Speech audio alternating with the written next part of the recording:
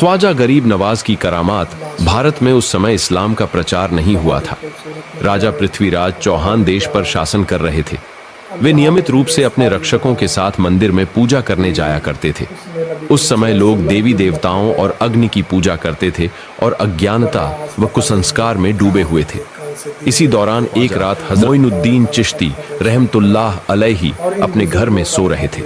उन्होंने सपना देखा कि रसूल सल्लल्लाहु अलैहि वसल्लम उनसे कह रहे हैं, हे ख्वाजा मोइनुद्दीन, हिंदुस्तान जाओ, वहां दीन का प्रचार करो और इस्लाम का संदेश फैलाओ।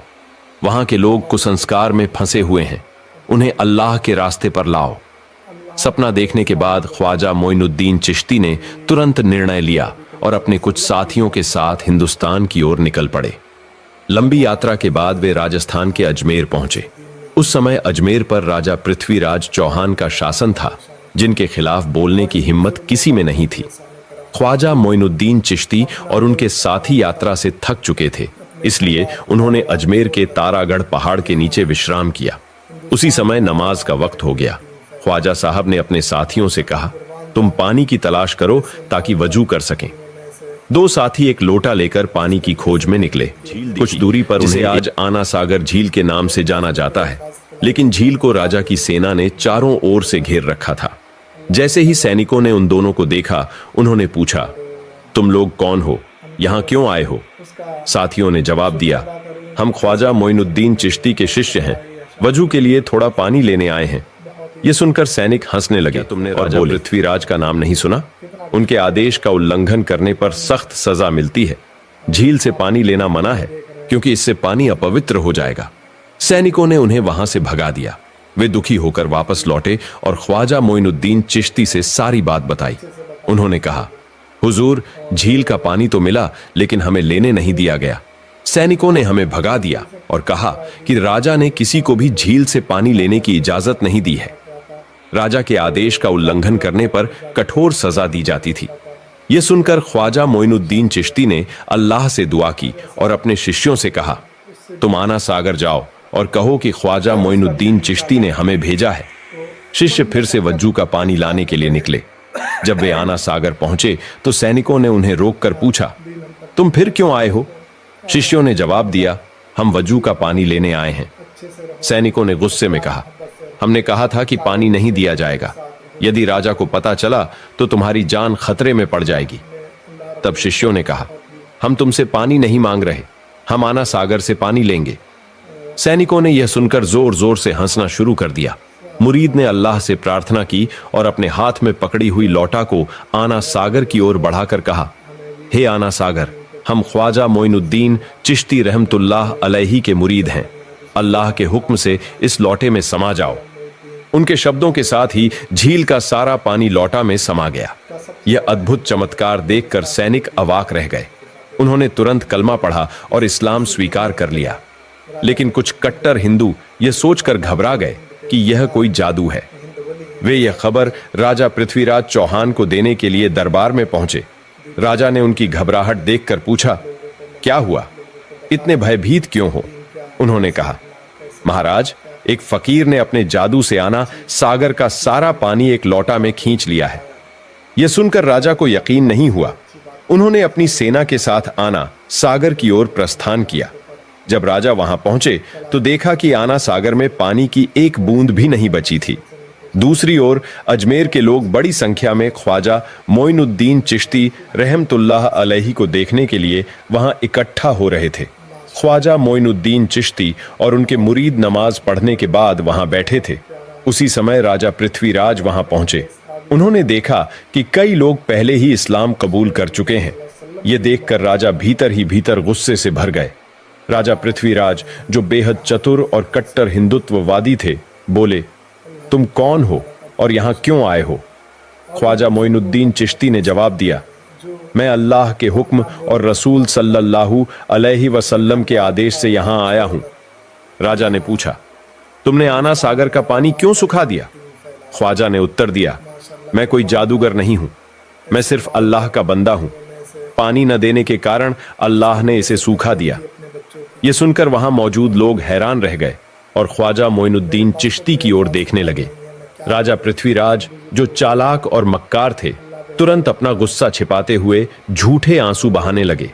वे बोले, हमें तकलीफ सहने में कोई आपत्ति नहीं, लेकिन मासूम बच्चों और निर्दोष लोगों के लिए पानी को लौटाना जरूरी है। कृपया इसे वापस लाने की कृपा करें। ख्वाजा मोइनुद्दीन चिश्ती ने अपने 2 मुरीदों को आदेश दिया कि वे लौटा लेकर आना सागर जाएं। जैसे ही उन्होंने लौटा सागर में रखा, पूरा सागर फिर से पानी से भर गया। इस अद्भुत चमत्कार को देखकर वहां मौजूद लोग स्तब्ध रह गए। उन्होंने पूछा, आप किसकी इबादत करते हैं? ख्वाजा ने जवाब दिया, मैं अपने रब, सिर्फ अल्लाह की इबादत करता हूं। यह सुनकर वहां मौजूद सभी ने कहा, हम भी उसी अल्लाह की इबादत करना चाहते हैं, और उन्होंने इस्लाम स्वीकार कर लिया।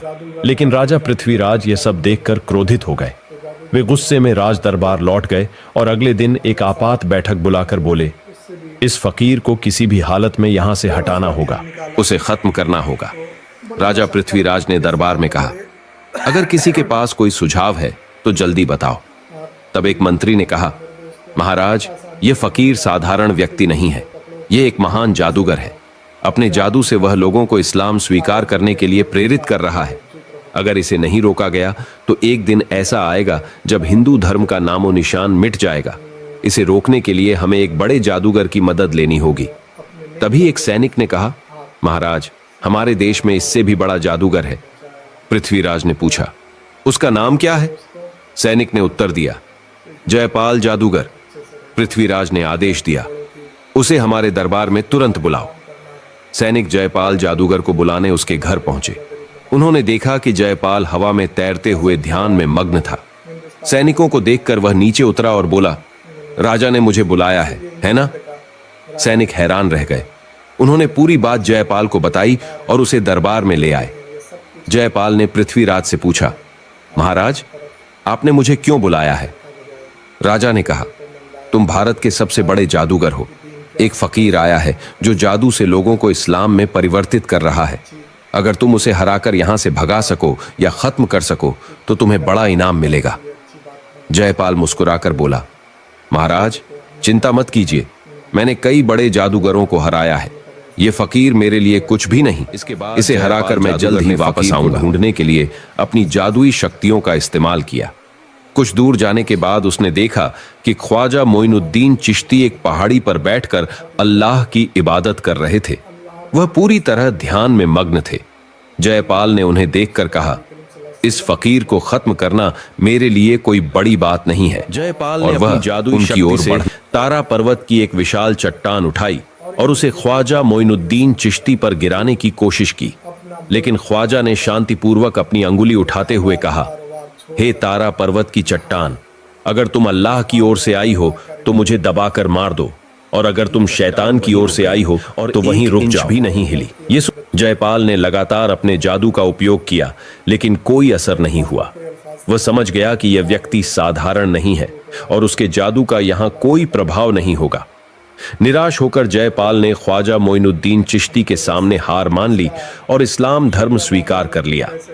अगले दिन यह खबर पूरे भारत में फैल गई कि भारत चिश्ती के सामने हार गया। लोग कहते थे, वह जिस रब की इबादत करते हैं उसकी शक्ति इतनी बड़ी है कि किसी भी शक्ति का उससे मुकाबला नहीं हो सकता। हमें भी उसी रब की इबादत करनी चाहिए। धीरे धीरे लोग इस्लाम धर्म अपनाने के लिए ख्वाजा के पास जाने लगे। यह खबर सुनकर राजा पृथ्वीराज चौहान बहुत चिंतित हो गए।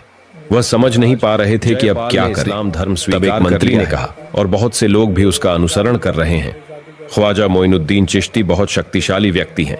उन्हें हराना असंभव लगता है। हमें उनकी बात माननी चाहिए। राजा पृथ्वीराज ने जवाब दिया, मैं इतनी आसानी से हार मानने वाला नहीं हूं। उस फकीर को यहां बुलाओ और मुझे उससे मिलवाओ। तत्पश्चात राजा के सैनिक ख्वाजा मोइनुद्दीन चिश्ती के पास गए और उन्हें राजा से मिलने के लिए बुलाया। राजमहल की ओर ख्वाजा पृथ्वीराज के दरबार में पहुंचे। पृथ्वीराज ने सम्मान के साथ उनसे पूछा, हे फकीर बाबा, आप क्या चाहते हैं? ख्वाजा मोइनुद्दीन चिश्ती रहमतुल्लाह अलैहि ने कहा, मैं भारत के लोगों को अंधकार से उबार कर कुरान की रोशनी से आलोकित करना चाहता हूं।